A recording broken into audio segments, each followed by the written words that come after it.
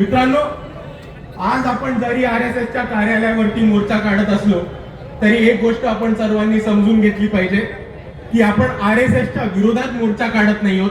आपण आरएसएसची संवाद साधायला मोर्चा काढतोय आणि त्यांना काही प्रश्न विचारायला मोर्चा काढतोय.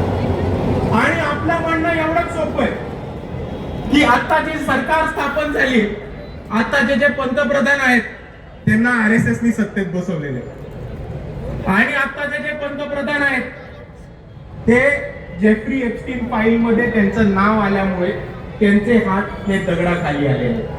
म्हणून आम्हाला आरएसएसला नुसतं एवढं विचारायचं आहे की तुम्ही ठिकठिकाणी जाता, देशभक्ती शिकवता, राष्ट्रभक्ती शिकवता, कुटुंब संस्कृती शिकवता, संस्कृती संस्कार शिकवता, पण आज जर आपण आपल्या भारताचे पंतप्रधान बघितले तर जेफ्री एप्स्टीन जो एक बलात्कारी होता आणि ज्यांनी आंतरराष्ट्रीय सेक्स रॅकेट चालवलं होतं, अशा माणसाशी आपल्या पंतप्रधानांचे संबंध आहेत. तर असे संबंध असणं तुमच्या कुटुंब व्यवस्थेत बसतं का, तुमच्या कुटुंबी संस्कृतीत बसतं का आणि तुमच्या संस्कारांची मान्य आहे का, हे आम्हाला सांगा. हा प्रश्न विचारायला आज आरएसएसच्या कार्यालयावरती आपण मोर्चा काढलेला आहे. आणि दुसऱ्या बाजूला मित्रांनो, एप्स्टीन फाईल मध्ये नाव आल्यामुळे आणि त्याच्या आतमध्ये ज्या ज्या गोष्टी नमूद केल्या त्या बाहेर येऊ नये म्हणून नरेंद्र मोदी घाबरलेत आणि अमेरिकेच्या खिशात जाऊन बसून गेलेले हे आपण समजांनी समजून घेतलं पाहिजे. आणि म्हणून या कॉम्प्रोमाइज परिस्थितीत, या घाबरलेल्या अवस्थेमध्ये नरेंद्र मोदींनी अमेरिकेशी एक करार केला आणि त्याच्यामध्ये भारत देश हा विकायला काढलेला आहे.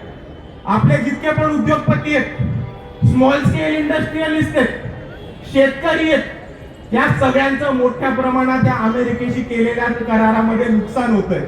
आणि म्हणून आरएसएसला आम्हाला हा प्रश्न विचारायचा आहे की जो पंतप्रधान या भारत देशाला उभा विकायला निघतो, तो पंतप्रधान तुमच्या देशभक्तीच्या व्याख्येमध्ये बसतो की नाही हे आम्हाला सांगा आणि याचं उत्तर तुम्हाला आम्हाला द्यायलाच लागणार आहे.